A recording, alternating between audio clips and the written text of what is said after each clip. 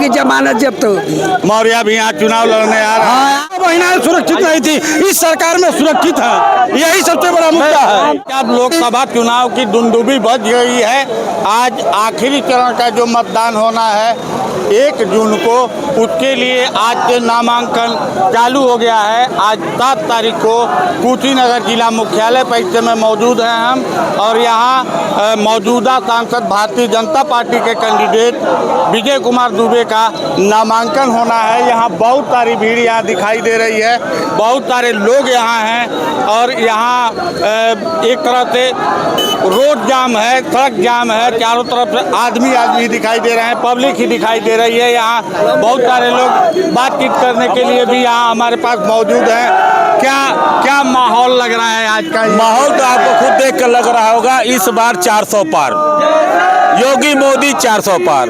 इस बार 400 पार। आखिर कौन सी उपलब्धि ऐसी है जिसको लेकर के आप जनता के बीच में आ रहे हैं? अरे 370 हटा, 35A हटा, राम जन्मभूमि का भव्य निर्माण हुआ, जिसके लिए हमारे विपक्षी ये पूछ रहे थे कि कब बनाएंगे।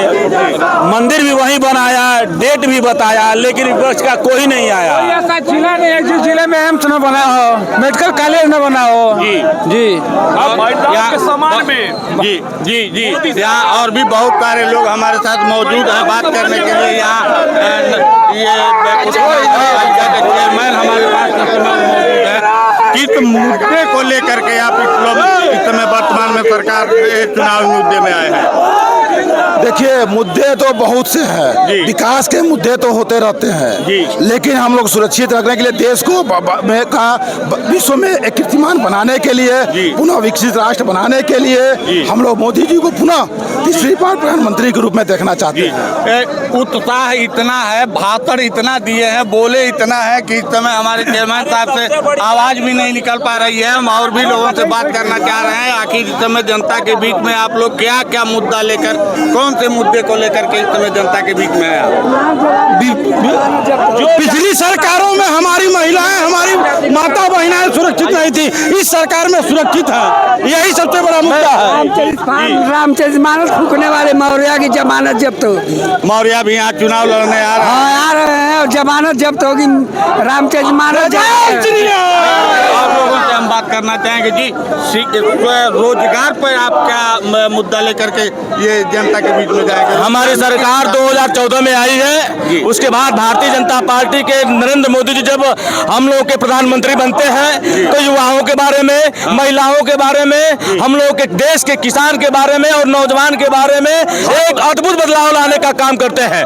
स्किल इंडिया हो, चाहे हमारा कोई पुलिस की भर्ती हो, चाहे केंद्र सरकार की कोई भर्तियां हो, बिना 1 रुपये लिए और डायरेक्ट हमारे जो अभ्यर्थी थे उनको नौकरी देने का काम किया गया है। विपक्ष से एक सवाल पूछेंगे कि जो विकास की बात 5 साल किए हैं, हमने विकास किया, हमने राम मंदिर बनवाया, हमने 370 हटाया, हमने 35A हटाया, लेकिन जब चुनाव आया तो वो लोग जातिगत जनगणना की बात कर रहे हैं, वो लोग आर्थिक जनगणना की बात कर रहे हैं। हमारी कमाई 2% वालों को बांट देंगे। विपक्ष नौकरी और रोजगार की बात कर रहा है। विपक्ष इसके पहले 40 से 45 साल आज किया, कितना नौकरी और कितना रोजगार दिया है? ये आंकड़े उनसे मांगे जाएंगे, लेकिन आपने 10 साल बिल्कुल वो बताएंगे। बिल्कुल 10 साल में विकास का ऐसा काम किया है कि जो पिछली सरकारों में आमजन परेशान रहता था, ऊपर से जितने भी पैसे आते थे आमजन के राहत के लिए, वो सब विपक्ष के कार्यकर्ताओं द्वारा आमजन के पास पहुंच नहीं पाता था। मोदी सरकार बनी तो पहली प्राथमिकता है। सवाल से आप भटक रहे हैं। हमने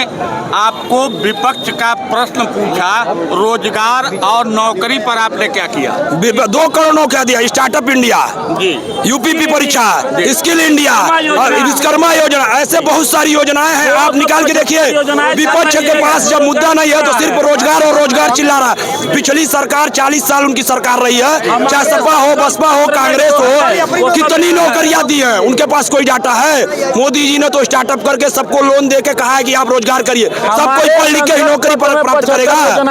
सब कोई पढ़ लिख के नौकरी नहीं, जो पढ़ लिख रहा है उसे नौकरी मिल रहा है। आपको जिस काम में इंटरेस्ट लगे वो काम करिए, उसमें आपको रोजगार जरूर मिलेगा। ये मैं दावा कर रहा हूँ। इसके बाद कुशीनगर की कुछ उपलब्धि बताएंगे। कुशीनगर में आपने क्या किया है? कुशीनगर में आप देखिए तो कुशीनगर में और गोपालगढ़ तिराहे में दो फ्लाईओवर, और जो कुशीनगर की सबसे बड़ी जो उपलब्धि है, कुशीनगर में नगर पालिका के अंदर की बता रहा हूँ, जो कृषि विश्वविद्यालय, जो कि एक बहुपक्षीय कृषि विश्वविद्यालय, इसके पूर्व के मुख्यमंत्रियों के द्वारा मैत्रेय नाम की फ्राड संस्था को और मैत्रेय की जमीन दी जा रही थी हमारे जनप्रतिनिधियों के द्वारा, और हमारे मुख्यमंत्री के द्वारा उस जमीन को बचाकर उसमें कृषि विश्वविद्यालय खोला जा रहा है, जो एक बहुत बड़ा रोजगार उपलब्ध कराएगा हमारे कुशीनगर वासियों को। जी, जैसे आधी आबादी से बात ना हो, आधी आबादी से बात ना हो तो बात अधूरी रह जाती है। महिलाओं पे क्या फोकस हुआ आपकी सरकार ने, किस तरह से क्या फोकस दिया? हमारी महिलाएं इस सरकार में सबसे ज्यादा सुरक्षित हैं। आप खुद भी इसका आंकड़ा भी देख सकते हैं कि जितनी पहले महिलाएं परेशान होती थी, शाम होते ही बाहर नहीं निकल पाती थी या उनके पास रोजगार नहीं होता था, आज महिलाएं सक्षम हैं, सुरक्षित हैं, सशक्त हैं। जो महिलाओं के लिए जो योजनाएं इन्होंने निकाली है वो योजनाएं 100% कारगर है। चाहे जब बच्ची जब से जन्म ले रही है तभी से इनकी योजनाएं शुरू हो जा रही हैं, उसकी शादी तक की व्यवस्था भी हो जा रही है, उनके रोजगार की व्यवस्था हो जा रही है। ये सारी की सारी योजनाएं महिलाओं के हित की है। तो विपक्ष के बहुत सारे मुद्दों को लेकर विपक्ष इस समय क्या कह रहा है, उन सब मुद्दों को लेकर हम इस समय यहाँ जनता के बीच थे। अभी पूरे 1 महीने लगभग यही सब चलेगा।